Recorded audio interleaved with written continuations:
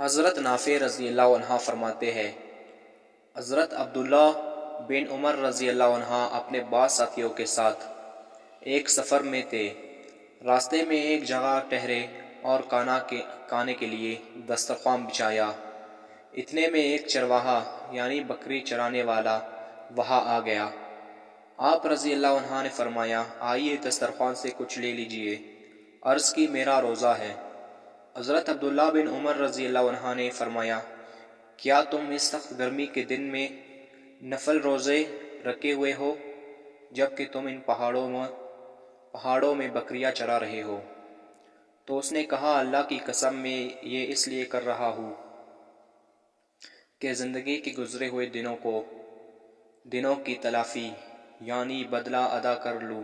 آپ رضی اللہ عنہ نے اس کی پرہیزگاری کا امتحان لینے کے ارادے سے فرمایا، کیا تم اپنے بکریوں میں سے ایک بکری ہمیں بیچو گے؟ اس کی قیمت اور گوشت بھی تمہیں دیں گے تاکہ تم اس سے روزہ افطار کر سکو۔ اس نے جواب دیا، یہ بکریاں میری نہیں ہیں، میرے مالک کی ہے۔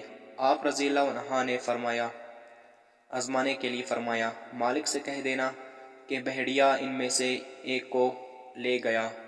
غلام نے کہا، تو پھر اللہ عزوجل کہاں ہے؟